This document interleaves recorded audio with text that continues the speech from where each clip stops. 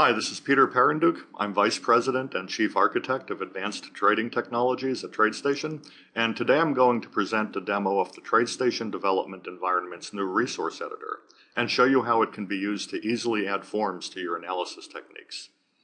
The chart trading indicator is a really good example of how forms can be used to make indicators and other analysis techniques much more interactive, more powerful, more professional looking. But as someone who's written many analysis techniques that use forms, I can attest to the fact that they can be a real pain when it comes to creating them. In this example here, it took quite a bit of time and quite a lot of coding to get the sizes just right and get the alignment just right. And of course, you want to add or remove a control, and you kind of end up having to start from scratch again. It gets to be pretty frustrating. The new resource editor allows you to quickly and easily lay out the controls in a form, leaving you to concentrate on the more important stuff. So let's get started by using the new resource editor to help us create a trading app. I'm going to open the development environment, select File, New Trading App. We'll give it a name. And the easiest way to add a form to any analysis technique is simply to right-click in the code editor and select Add Form. And you see the resource editor opens up in its own tab with one form pre-created. This is where you're going to be adding your controls. If I click on the Toolbox tab, you'll see a list of all of the controls that are available to be added to that form.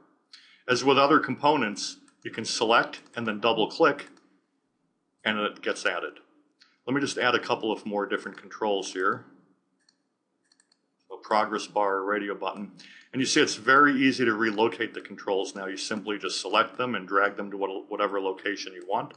If I want to change the size of a control, you simply select these selection boxes, and you can make the control larger or smaller. Much easier than having to do this in the code where you'd have to type in the actual pixel locations and pixel width and height. You'd have to recompile, take a look at what it looks like. If it's not what you wanted, you'd start all over again. It's going to be much better. So let's go ahead and get started for real on this app. What we're going to do is create an app that allows users to very quickly place hit, take, and join orders. And we're going to let them use buttons to do that. So let's add our first button. And the way you interact with these controls is the same way that you would with other components, which is by using the properties editor. The first thing we're going to do is we're going to give this button a name. This is the name that's going to be used as the variable name in your code. So it's important to give it a name that makes sense to you, so it'll help you remember what this does. In this case, I'm going to call it the buy bid button. These other properties are okay. Next thing I'm going to do is change the text or the label in the button, so the user has some clue as to what it's going to do, and I'm going to call it buy at bid. You see, as soon as that's selected, the button changes to say buy at bid. Last thing we're going to do is we don't need to dock it, but we do want to change the color. I like to use blue for buy buttons, so we'll use blue. Now we can't see the text, so let's make the text white. And that's it. We've set up our first button. Let's do one more buy button, and this one we're going to call buy ask button. Change the label to reflect that. And again, we'll use a blue with white text. Okay, so those are our buy buttons. Let's go ahead and set up some sell ones.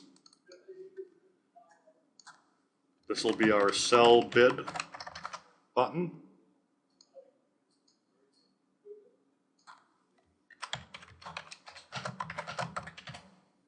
And for cells, we like to use red. So we'll make that red, and again, change the text to white.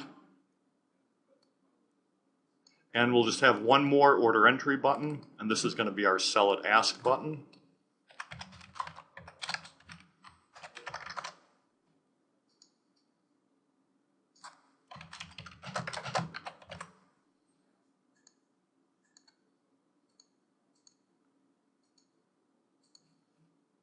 Okay, great, and that's it for the order entry buttons. You know what, let's go ahead and add a couple more. We'll add a cancel orders and a close position button as well.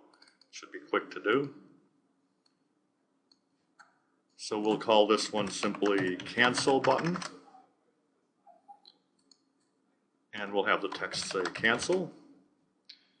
And for cancel, let's use a yellow.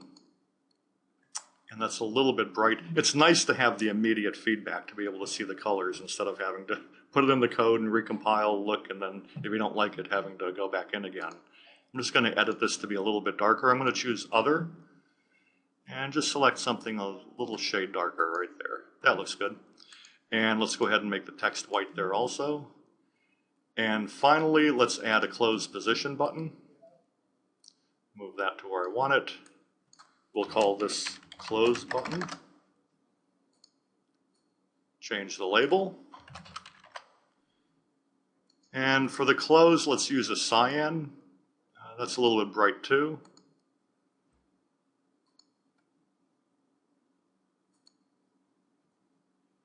Just a little darker. And we'll use the white text. Okay, and now we have our buttons set up. I'd like to make these all a little bit bigger. I could select them individually and then make them bigger, but it's much easier in this case since they're all going to be the same size. I'm just going to drag the selection box around all of them. I clicked here and dragged and released up here. And you can see they're all selected. Now if I change the size of one, it changes all of them. And let's say that I want to put my, my buy buttons on the bottom. I can just select the buy buttons and I can move those down like that. But I kind of like them where they are, so I'm going to leave them there. I think the last thing to do is, let me change the color of the form background. So I'm going to select the form. I'm going to go to the background color. And for trading apps, I've been using a 70-70-70 RGB value. It's kind of a dark gray. Gives kind of a nice look to them. You can obviously use whatever color you like. Oh, cool. That looks really good. So I think that's it for the form layout. I'm going to make one quick change here. Let me move the cancel and close buttons just a little bit further away from the order entry ones, make it less likely that they'll be accidentally clicked. And I don't think I showed you this. Do you see as I drag a control and it gets closer to the other ones, these blue lines appear? Those are alignment guidelines. And what they do is they help you to keep these controls horizontally and vertically aligned with other ones. It's much more accurate than having to just eyeball it. Next, we'll need to allow these buttons to take some action when they're clicked, and that means setting up their event handler methods. Fortunately, that's really easy to do. For each button, we're going to select it, go over to the Properties Editor, and we're going to click on this Events icon. This is going to show us a view with all of the events that are available for a control. In the case of a button, it only has one event. That's the click event. When the user clicks on a button, whatever method name we put here, that's what's going to be called. To make it easy, you can just double click on the event name and we'll actually just create a method for you with a default name, buy button click. That's perfect. And let's just go ahead and do that for each of the buttons. Cancel, and finally the close button. Let's take a quick look in the code window and see what's there so far. Basically, it's just the event handler methods that were created for us by the Properties Editor for each of the click events for each of the buttons. And that's it. We haven't had to type in a line of code yet. If you want to see all the code that was created behind the scenes for you, you can go to the View menu and select Designer Generated Code. And here you can see everything that was typed in for you behind the scenes. In previous versions, without the Resource Editor, you would have had to create all of these buttons manually and line them up manually. And set the colors and basically everything. So that's quite a significant savings, not just in terms of lines of code, but in terms of the time that it takes to lay that out. So let's go back to the editor window. There's one more event that I want to handle, and that's going to be the Analysis Techniques Initialized event. And it's going to be in this event that we're actually going to dock the form and show it. Now let's create some tickets that we'll use to send the various orders. Let's go over to the toolbox, and you'll note that since I'm not in the form editor anymore, what you see here are the usual components. I'm going to select Order Ticket, double click, and you'll see that that's been added to the component tray below. And I'm going to select that and simply go over to the Properties Editor and start filling that ticket in. We're not going to be using any advanced settings, so let me just collapse that. For the name, I'm going to do the same thing that I did with the button names. I'm going to give it a variable name that's going to make sense. This is going to be my buy bid ticket. For symbol, I'm simply going to type in the symbol keyword. Starting with update 24, trading apps support window linking, which means that whatever window they're linked with, that symbol is what the symbol is going to be in the trading app. To keep things simple, let's just assume that we're going to be using stocks. For account, I think we'll have the user input that. So I'm going to select account and I'm going to click on the input icon. Do you want to create an input? Yes. And that'll just automatically create that for me. Let's do the same thing for quantity. And next we have to decide what the action is. This is going to be my buy at bid button, so that's clearly going to be a buy. This is going to be a limit order. The route we're going to leave blank. It should just default to intelligent. Day duration is okay. And let's do a limit price style. A buy bid is going to be a join. And I think that's all that we need to set there. So that's going to be it for our buy bid ticket. Let's go ahead and add a couple more.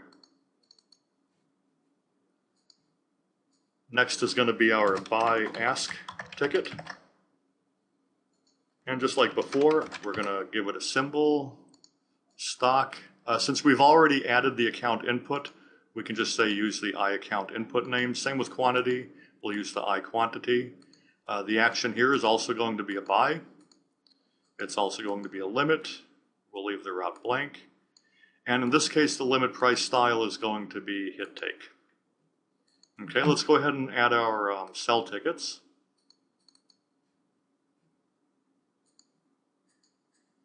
So we'll call this sell bid ticket.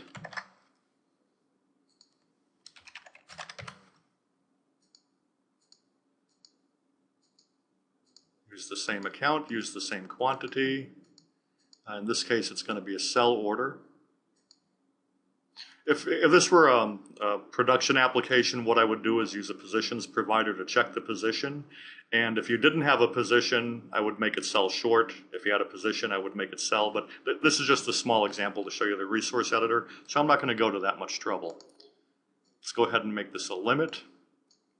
And this is our sell bid. That's going to be a hit take. And let's just do our last ticket.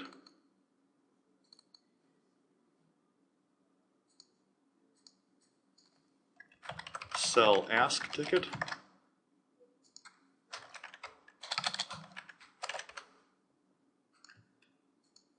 We'll use the same account, same quantity input. This is also going to be a sell. Just double check and make sure I put sell back here. And I did. It's going to be a limit order.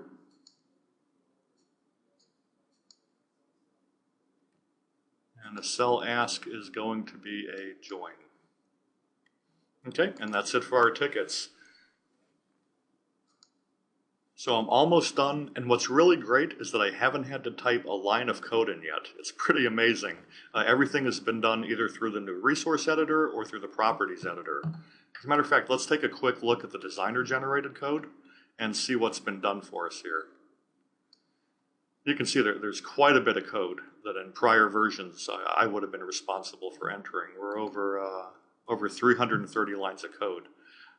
So that's a pretty big savings. I'm going to be able to be much more productive with this current version than I had been in the past. Let's go ahead and start filling in some of the code here. The first thing we want to do is we're in the buy bid button click event handler. So what we want to do is we want to send our buy bid ticket. So I'm going to start typing buy bid ticket. And you can see autocomplete, which is great. It recognizes that variable. If I don't remember what all of the methods or properties are, I click on the dot operator and it shows me a list of what I can do. In this case, I know I want to call send, and that's that. Let me next go down to the buy ask ticket. We're going to go ahead and send that. Sell bid ticket. Sell ask ticket. Next up are the cancel and close position handlers. I know that we have some methods to perform these actions very easily. Let me see if I can find them in the dictionary. Search for cancel, and that's it. The order ticket has a couple of methods. If this were a production app, I'd be storing the order ID from the last placed order and just passing it in here. Since it's just a demo, I'm not doing that. I'm going to use the simpler cancel all orders. It's interesting to note this is a static method. Static methods are really nice because it means I don't have to instantiate an instance of the class in order to use them. I don't have to call create or have the object. I can just call the method directly from the class. Let me go ahead and put this in. And I'm just dragging it in from the dictionary. And this is nice. You can see how the autocomplete reminds me what I have to pass in, the account, the symbol. Do I want day orders only? So I'm going to go ahead. I know that I have an input for account, and their autocomplete reminds me what it is. Type in symbol. There it is. And yeah, let's do day orders only. And next, let's look for the close position. I think that's also in the order ticket. Let's see if we can find it. And that's it. It's also a static method. Takes an account and a symbol, so let's go ahead and use that. And again, the autocomplete is really nice. It reminds me I want my account 1 and the symbol. Okay, a couple more lines and we're done. In the initialized event handler, we're going to go ahead and dock the form and then show it. So I'm going to say form1.dock, and I don't remember all of the dock styles, so let me go ahead and use the dictionary again.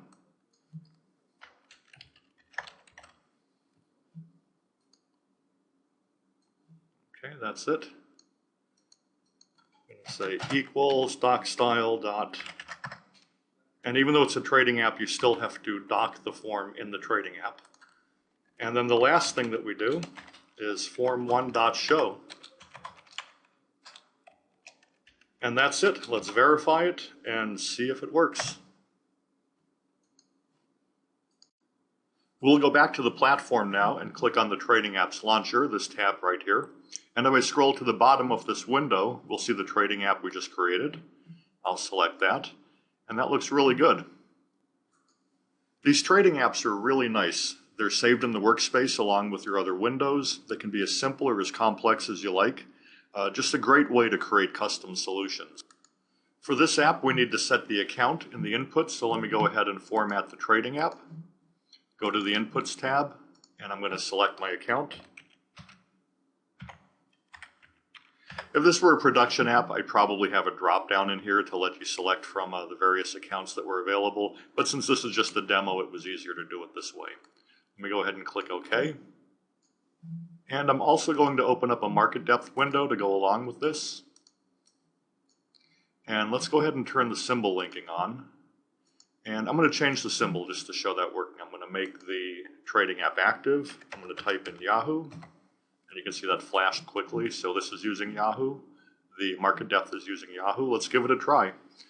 We see the bid is currently at $26.97. So if I do a buy at bid, it should place the order out there at $26.97. Let